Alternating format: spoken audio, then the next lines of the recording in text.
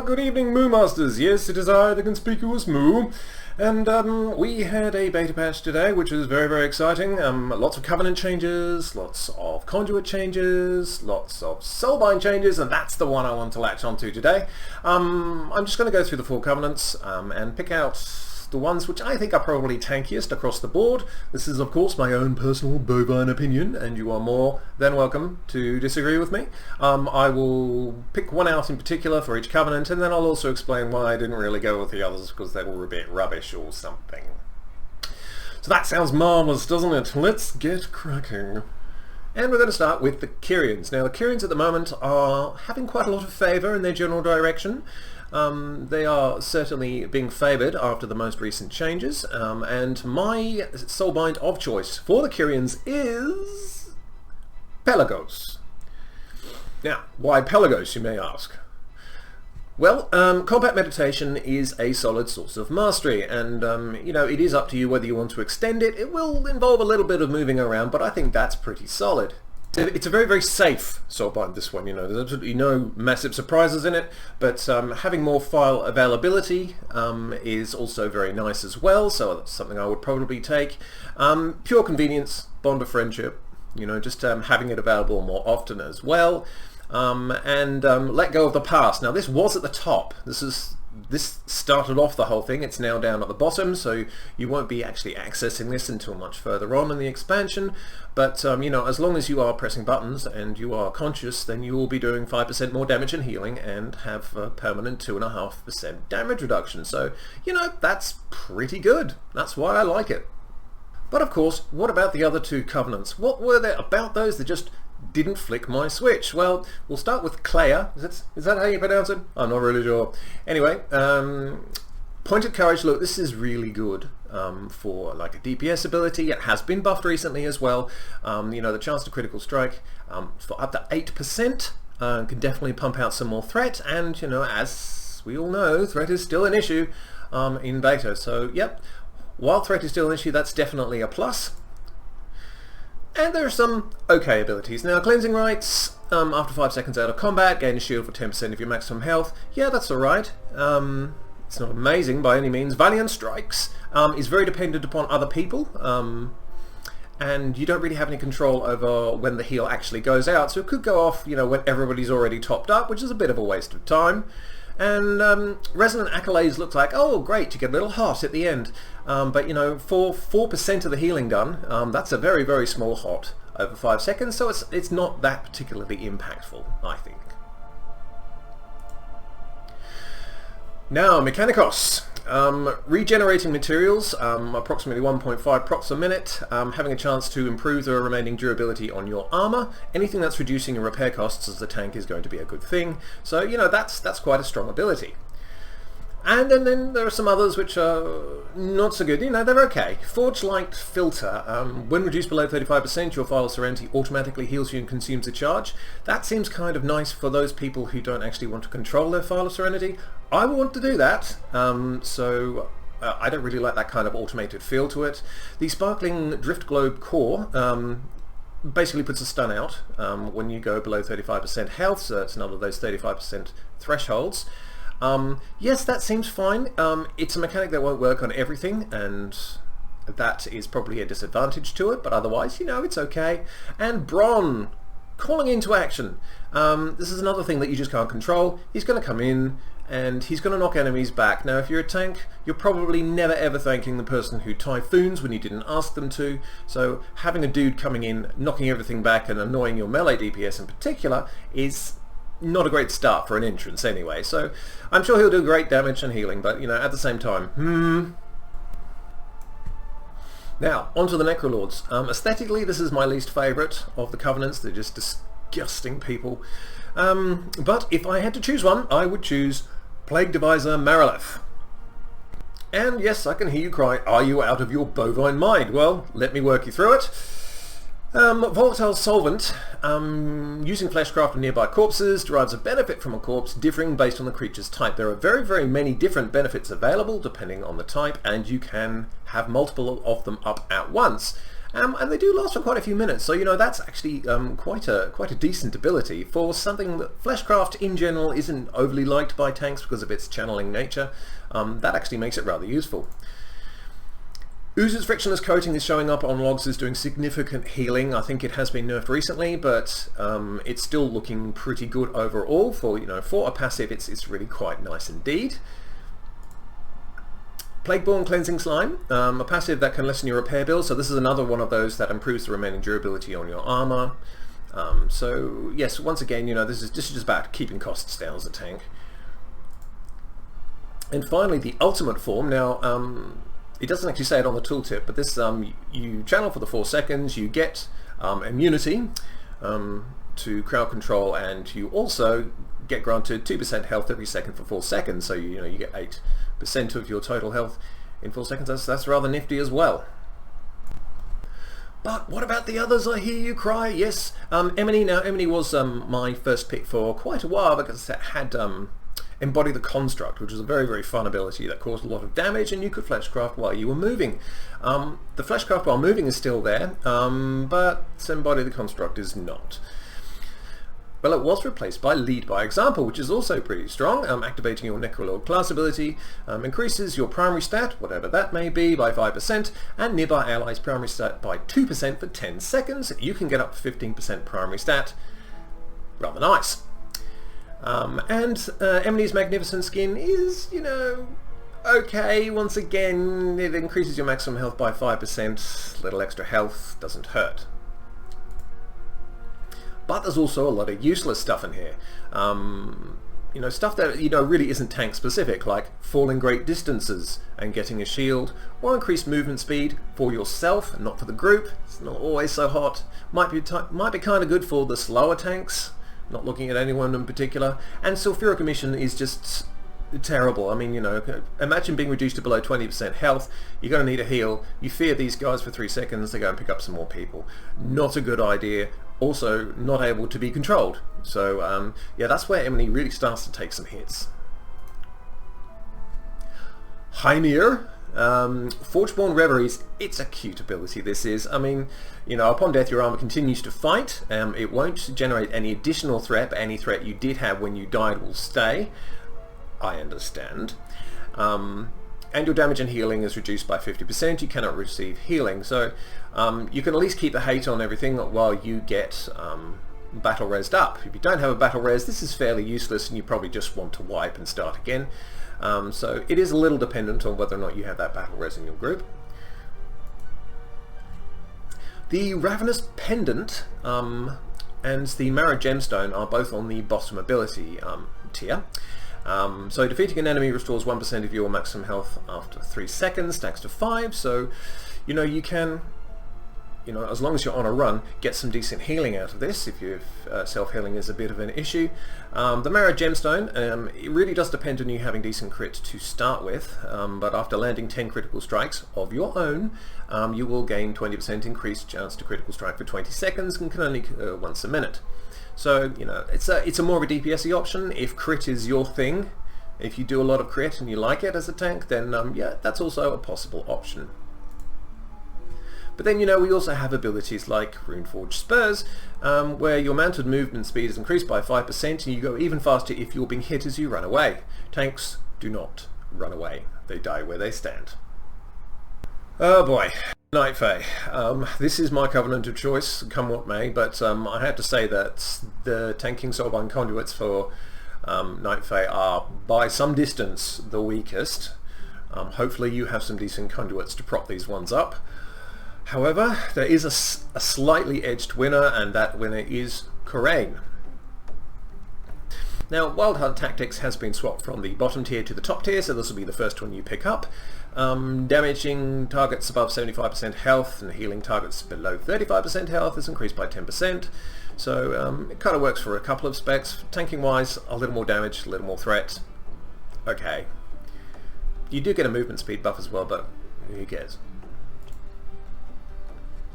Horn of the Wild is a soulbind ability. Whenever you use your soul shape, which is on a 1.5 minute cooldown, you will increase the group movement for 12 seconds by 10%. So it's okay, but it's nothing amazing either. the Vorkai sharpening techniques is really an immensely scaled down version of all of those other soulbind abilities, which, you know, you take less durability damage, etc. This is just the weapon itself. I would prefer something more, you know, perhaps a bartering scheme where your repairs are a little cheaper, perhaps. But that didn't happen here, so yeah, we'll take it, but it's not amazing by any means. And then finally, these two at the bottom. Face your foes. When in front of the target, your spells and abilities decrease the damage they inflict on you by 3% for 2 seconds, so you know that will tick over regularly enough. It's probably very, very good in dungeons where you're facing a lot of people and you're getting a lot of increased damage reduction. Hold the line. I don't like the way it's phrased, because after standing still for 5 seconds, are you just standing there and just getting hit and you take 15% less physical damage? I mean, I assume that you're still casting abilities and that's not going to break it.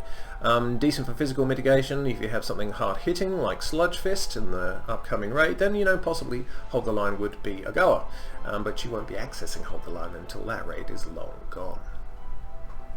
So what about the others? Well, the others have to be pretty ordinary in order to be beaten off by Kyrian's rather uninspiring selections there. We'll start with Nia. Now, Grove Invigoration, healing or dealing damage has a chance to grant you a stack of redirected anima for up to 10. This only procs twice a minute. So if you want 10 stacks, you're probably going to have to wait 5 minutes for this to actually happen. And you're most likely going to be activating your Night Fae class ability sooner than 5 minutes. But if you do, it will grant you 1% maximum health and 35 mastery per stack for 30 seconds. That is 350 mastery potentially if you don't use your Covenant ability for an extended period of time. So it's okay. It's always a nice augment, but there are definitely better options out there. Run without tiring. You will be able to regenerate 5% of your maximum health every 3 seconds for the 12 seconds that soul shape is up, so 20%. It's not too bad. Swift Patrol, your movement speed is increased by 20% for 2 minutes after defeating an enemy. I presume you have to get the killing blow, so that's not great for tanks. But you know, even if it is a group applied, it's only a speed increase for you. So once again, paladins, DKs might like this. Everyone else is like, well, what's the point? And then there's stuff like this at the bottom. Now there is one for poisons, which will give slightly more nature damage and requires you to be doing the interrupting. So, you know, that's another ability that's like, yeah, it's okay, it doesn't do a lot of damage. But the birds in particular do stand out because you think, oh great, it's like a kiting option for, you know, necrotic or something dangerous like that. But with a 1.57 procs per minute and not having any actual control about, you know, when these birds are being applied and to whom, it's actually really quite rubbish indeed. I mean, it'll do a little bit of damage, it will slow them by 20%, so even the snare is underwhelming on this one, and you know, that's why Nia kind of suffers a bit. Oh, Dreamweaver. Dreamweaver was my first choice when the Soulbinds first came up. I had a look at them and went, yeah, this looks great. This looks like a real tank-inspired thing. I was very wrong indeed, and Dreamweaver has taken a lot of nerfs as well. Now, depending on how much you like your haste, of course, Field of Blossoms will be rather useful for you. It is now the bottom ability. It was the top one, but that has now been replaced by something dreadful. Social Butterfly was stronger than this. It was 5%, which made it a little bit more appealing, and you know, you could also you know, the two nearby allies would get more versatility as well. Versatility is always valuable as a tank, so you know, that's okay, but it's very, very small now. And Empowered Chrysalis in certain situations would also be rather useful as well. It is based upon the caster's health, the strength of the shield, so you know, if you do overheal upon yourself, you can actually create a shield for yourself and then go in. But it's also tied, I think, to a Finesse Conduit, which is not tremendously good. So yeah, they're alright. But the real killer is Pod Tender, which has now been moved right up to the top. It really says something about ability that, you know, if you have tanks in beta, they will not take this intentionally, and when it was at the bottom, that was fine and dandy. Now it's at the top, they don't have a choice to take Pod Tender, which is a cheat death, and you go up into your little wild seed, and all the mobs are running around and killing everybody else. Tanks don't need a cheat death, they just need a battle res, or they need to stay alive in the first place. This is not intended for tanks in any way, shape or form. And that's why Dreamweaver was just a non-starter from the very outset, especially when this change came in, but as long as Pod Tender was there, it was always going to be a no-go. And finally to the Venthyr. Now there shouldn't really be that much of a surprise about which one I'm going to pick here, but it is of course General Draven. And straight off the bat, they have moved Service and Stone right up to the top as your first choice when you start with Draven. Damage taken below 40% health is reduced by 10%, so that's great. That's great for a tank. And there's a lot of health-based stuff in this tree, so but you know, upon death, you leave a stone husk, it explodes, does damage according to your maximum health, it does healing also according to your maximum health, split amongst your nearby allies. So and then you can just bring me back up and we'll continue the fight, and I would have done a significant amount of damage. So yes, very, very good ability for tanks. The second tree isn't all that great. Of the two choices, I would have gone with Enduring Gloom. Door of Shadows grants you a shield that absorbs damage equal to 15% of your maximum health and lasts for 8 seconds. This is probably quite a good ability just to get the jump on people and go hello and start your rotation before you start taking any meaningful damage. So yeah, that's okay. Unbreakable Body is extremely valuable. You know, taking 50% less durability damage from death is going to save you an awful lot of gold over time. So as long as you keep this Soulbind, yeah, you'll be a lot richer. And hold your ground. Now, of course, this does mean that you have to stand still while you're doing your things for at least 4 seconds, but it will give you 10% increased stamina and 4% increased healing done. It's healing done, not healing received, so it's your own healing. Important thing to point out. And the effect will persist for 6 seconds after you start moving as well. So, you know, in those situations where that extra 10% might mean the difference between life and death, that's a rather useful ability. I'm thinking magic nukes, something like that, and you don't have any cooldowns. But yeah, General Draven in general is a very, very strong tank Soulbind. Probably the strongest. But of course, let's not forget about the other Venthyr here. Nadja really does strike me as a DPS Soulbind. You'll see as we go through anyway. Exacting Preparation is amazing. It does not require a Death Knight. I mean, Death Knights can use this, but yeah, the benefits are well fed. Flask and weapon enchant effects are increased by 20%. That is rather significant. I wouldn't be surprised if it got nerfed actually. But yes, that's a very good ability. It's right down at the bottom. Agent of Chaos, Door of Shadows disorients all nearby enemies at the target location for 6 seconds when you appear. Now that could be kind of fun as well, especially if you want to get the jump on some casters in a group. You can disorient them for 6 seconds, focus on the melee or burn them down first. Disorient will likely break on damage though, so worth bearing in mind. Dauntless Duelist. This is on the same row as Exacting Preparation, so you probably wouldn't ever take it just because of the benefits that Exacting Preparation gives you. The first enemy you damage in combat is marked as your adversary. You deal 3% more damage to them, and they deal 1.5% less damage to you. It's not a lot. And Thrill Seeker, while in combat you gain a stack of Thrill Seeker every 2 seconds, or 4 stacks on killing an enemy. At 40 stacks you will get 20% haste for 10 seconds. Great for classes that prioritize haste, and not so great for classes that don't prioritize haste. So, you know, your mileage will vary depending on who you are. Theotar the Mad Duke, I do love this character, and he does have a couple of absolute cracking abilities as well. He came very close with Draven, but Draven managed to fend him off. Wasteland Propriety, activating your Venthyr class abilities signals the start of tea time. So you get 6% versatility for 10 seconds, and 4 nearby allies will get 3% versatility. So it's kind of nice. It's like a little buff to everybody every once in a while. Take tea. Very civilized. And Soothing Shade. Now this only procs approximately once per minute, but Turbans and Gummins can come to your side and put a little parasol up, and if you stand on the shade you'll get 525 mastery. Now as long as you are able to stand still inside this shade, that is a lot of mastery to be picking up in one hit. It does lose its value though if you are moving around a great deal, or if other people are dragging you around a great deal.